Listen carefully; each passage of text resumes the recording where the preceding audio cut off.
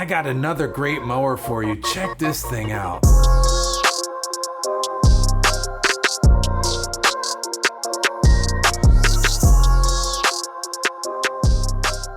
Alright, so let's get this box open and take a peek. Sunseeker's been making outdoor power equipment for about 15 years. They make some really good stuff, so I really wanted to bring in a robotic lawnmower and check it out. And it looks good. I can't wait to test it. Inside the box, we have everything we need. The robot charger, the Sunseeker S4 robot, the owner's manual, spare cutting blades, and the pegs that hold the charger to the ground. Setting up the charger was easy. I just found a good spot with a plug nearby, hammered the pegs into the ground, and it's all set up and ready to go. So after downloading the application, which was very easy, I went ahead and I started a firmware update. I always recommend doing a firmware update on the machine, as well as having the latest application prior to doing any mapping. The Sunseeker S4 robot has all the latest, greatest technology. It has the 360-degree LiDAR. It has the AI vision. So I'm expecting this auto mapping to go really easy. So we moved the robot into position, and now it's ready to start auto mapping. Let's get started. Mapping the lawn was surprisingly simple. I just hit the auto mapping button and it made its way around the perimeter of the yard. I didn't have to intervene at all. It was really easy to use. While it's making its way around, let me tell you a little bit about the system here.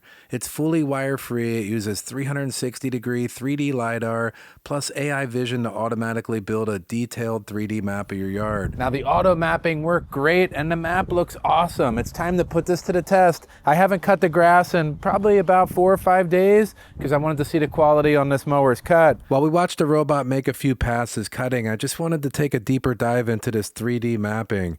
This is the most sophisticated 3D map I've seen yet. It's edging towards photorealistic. I can see the red Tesla parked there, the garage, the driveway. It's pretty darn cool. I haven't seen this on any other robot yet at this level. So I'm gonna have to give a 10 out of 10 on the 3D mapping. Now that we have the first zone in and it's working great, it's cutting amazing, in and out of the charger no problem, it's time to go ahead and put in a second zone. I want to put in a zone down at the bottom of my property. Keep in mind that you can do front, side, back, you can do zones all around your house. There's 2 ways you can do it. You can do an auto mapping, which we did up top, works great. And if you have a more complex area with hillsides, water, or some sort of area where you want to, there's no defined boundary and you want to make a manual map, we can do that too. Let's go ahead and drive it down to the new boundary and we'll start making that second zone with a manual map. Now we're down here in the bottom area. I'm going to go ahead and cut in that second zone. Now because of these steep hills in the road right there and a bunch of rocks and just no defined perimeter, I'm going to be using manual mode. Let's go ahead and drive it around the edge here and put in a manual map.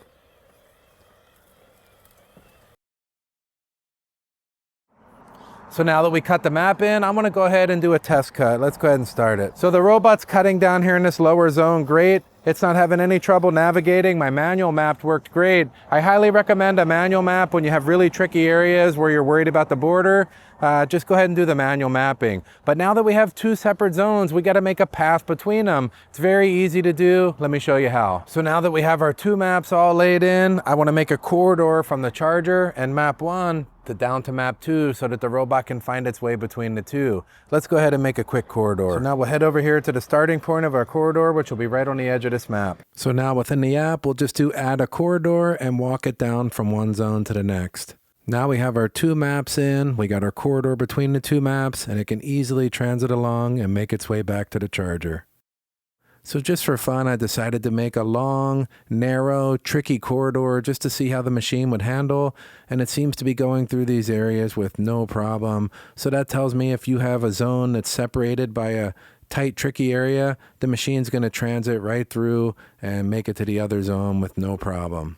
Now, one of the concerns when people buy this new modern technology, these robotic lawnmowers, how hard is it going to be to set up? The automatic mapping was easy. I didn't intervene at all. It made some good maps and it's been cutting good ever since. So I got to say it's pretty easy. Minimal amount of technical ability. You have to be able to use an application on a phone, but overall, it's going to be a real easy user experience for you. This mower has a 6-blade, 7-inch wide cutting disc. It's mounted on a floating head. This enables it to contour to those wavy yards and it avoids scalping, which is really nice. It's also can cut between 1.6 inches and 3.2 inches, and it's controlled here manually via the adjustment knob right here on the top. Now these robots are known for their cut quality, and I want to just tell you that it's doing a real good job for a single blade. It's coming across and it's just leaving it looking like a nice freshly cut carpet. and I'm digging the cut quality. Now it's time for the sound test, and after watching this mower run for about an hour now, I can tell you it is whisper quiet. Check this out.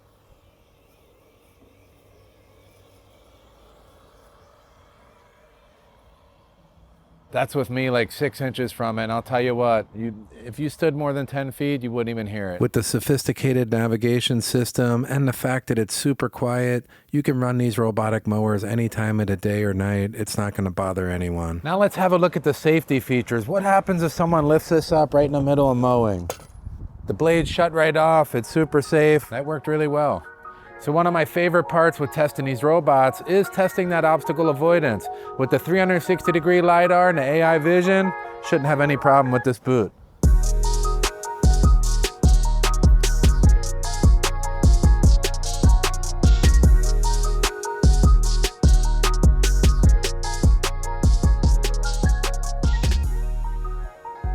Let's give the ball a try.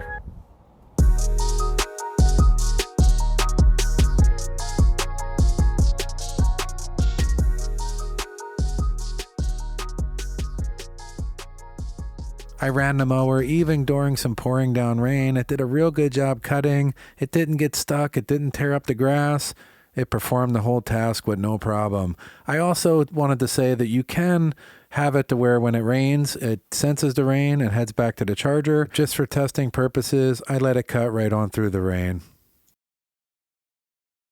Edge cutting performance is definitely reasonable on this machine. It did a really good job getting close to walls, right along the edge of pavers, and overall a really good job. You are going to need a little bit of string trimming in some areas with this machine, but overall, good job. Now these mowers do get dirty with use, but with an IPX6 waterproofing, you can use a hose and just squirt it right down. And you can see that I've put some good spray sealant on there from the auto detailing industry, and the water just beads right off. And it's okay to go ahead underneath too. Just be careful around the delicate electronics. I'm not going to be shooting it up inside there, but a quick rinse is no big deal. That's about it. And then make sure to properly dry the robot with a towel or a blower, just so we don't get spots all over it. And I like to take a nice soft microfiber and get those LiDAR dome as well as the AI vision camera. And just a quick wipe down and we're all set. I was kind of surprised for a two-wheel drive model claiming 45% grade or 22 degrees. It did a pretty good job climbing hills. Now I recommend with two-wheel drive models that we generally cut nice flat lawns, but if you do have some small hills or some rough areas, this robot's going to do the job pretty good. You can see it here working, finding its way around this hillside, and it managed to cut the whole area nice and clean. So it did a pretty good job on the smaller slopes. All right, I've spent 2 weeks using this mower and I want to give you my honest thoughts. That's why it takes me so long to get a video out, is I actually put several weeks of usage on it so that I can get the hang of the system, test it thoroughly, and bring you guys the honest truth. I want to talk about some of the things that I liked with this particular robot that I thought stood out more than some of the other ones I've tested. So first things first, the Sunseeker S4 during my 14-day test period, it just did a consistent good job cutting my grass. All the tasks that I programmed in were just handled consistently. It cut all my zones, transited along my corridors, and went back to the charger every time with no intervention from me. That's a big deal. Once you get this unit set up, it's going to operate over and over again consistently, giving you great results. The first question I ask anyone that's interested in a robotic lawnmower, is your yard flat or is there hills? Normally if there's hills, I say go four-wheel drive.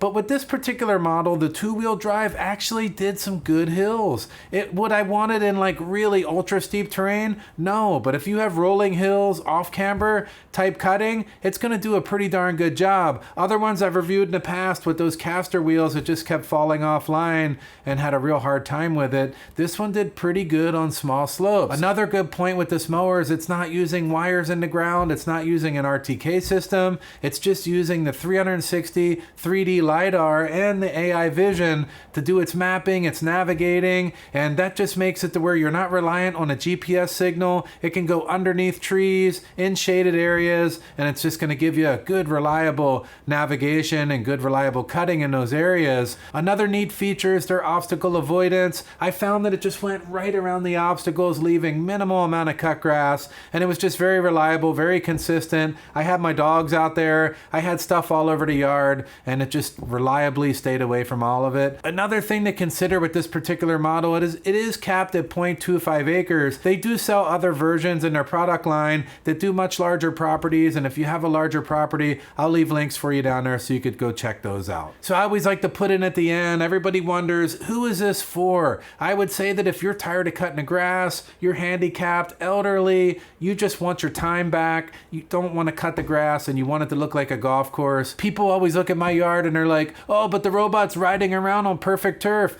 Yes, that's because I use a robotic mower. I've been using one for 3.5 years now, and I'll tell you what, it looks absolutely amazing. That's the whole point of it. Now, I had a lot of fun reviewing the Sunseeker S4 robot. I'll leave a link down in the description so that you can go check it out, see if it's a good fit for your property, a good fit for you. And as always, I appreciate you sticking around to the end. This mower's good. Yeah. And we'll see you on the next one.